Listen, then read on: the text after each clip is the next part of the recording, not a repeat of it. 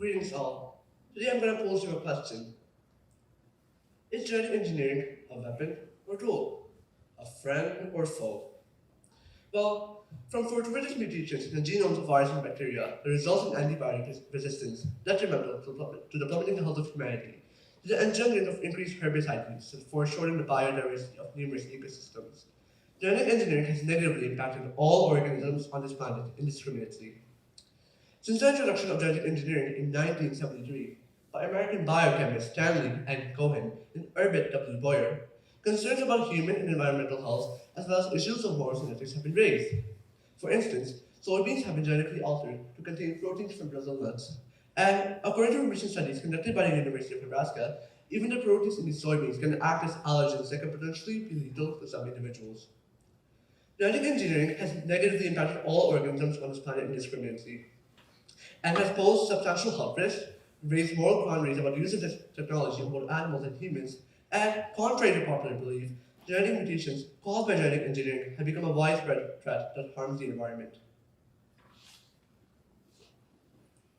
First of all, genetic engineering poses substantial health risks through GMOs, or genetically modified organism crops, due to the inherent instability of this technology. Correspondingly, such alterations in the genetic makeup of the products that we consume can fabricate genetic mutations which expedite the evolution and adaptation of malignant bacteria. Namely, such pathogenic mutations can be contracted because of the addition of antibiotic resistant genes that are used as markers to indicate the presence of foreign genes in certain foods. Any organism's pathogens may become impervious to antibiotics as the transfer of the genetic code occurs. Nevertheless, the gravity of antibiotic-resistant bacteria requires prudent examination and scrutiny due to a lack of development in allopathic medicine that can appropriately deal with such pathogens that aggravate mortality rates. Moreover, it is futile to resist consuming such genetically modified plant products due to their prevalence in our various marketplaces. To illustrate, according to the FDA, approximately 93% of all crops the USA cultivates and utilizes, such as soy and corn, have been genetically modified in some shape or form. Furthermore, around 60 to 70% of processed food items contain a genetically modified ingredient. This suggests that further research needs to be conducted to fit in accordance with the cumulative analysis of the food supply chain. Undoubtedly, one's health can be in jeopardy from the consumption of GMO crops. Not even caution can avert the health risks that follow genetic modification.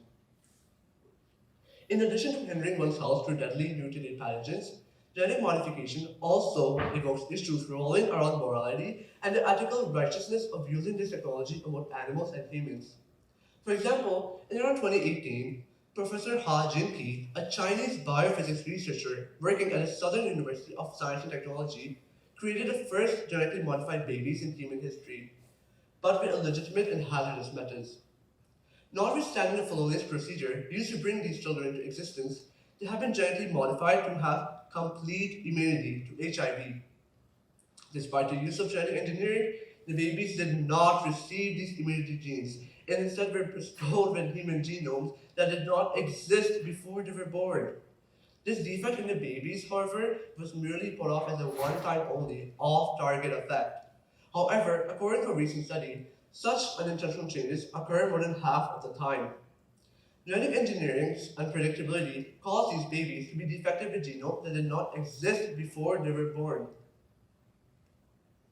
Genetic bodily harm to these infants for the sake of revolutionizing and progressing science and technology questions our fundamental belief in ethics.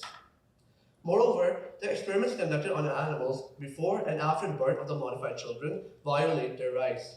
This is because our methodologies afflicted torture and constant discomfort with no real benefit for the animals. Disregarding the intrinsic value of animals for the sake of economic and empirical pursuits jeopardizes our moral principles. Considering that similar research and experimentation could have been conducted on other organisms such as plants and bacteria, genetic modifications conducted on animals can effectively be deemed unwarranted. Moderating the well-being of both animals and humans, disregarding one's perspective on ethics and morality, is requisite for preventing unnecessary, barbaric, and inhumane practices from occurring. The infringement and violation of rights that genetic engineering promotes outweigh whatever revolutionary or economic benefit it initiates. Despite the moral issues created by this deleterious technology, It is still widely believed that genetic engineering's genetic mutations have no impact on the environment. But this is simply not the case. The overall biodiversity of many ecosystems has decreased due to a depletion of numerous species. The equilibrium of species in an ecosystem becomes imbalanced due to mutant organisms uh, eradicating entire plantation and ecosystem with their added strengths and immunities. Furthermore, furthermore, these mutations occur in the first place because of an increased use of herbicides and insecticides. For instance, in May of 2019, the Canadian Broadcasting Agency Network reported that the corn borer, a common insect that destroys entire farms and ecosystems, has gained a resistance against potent insecticides.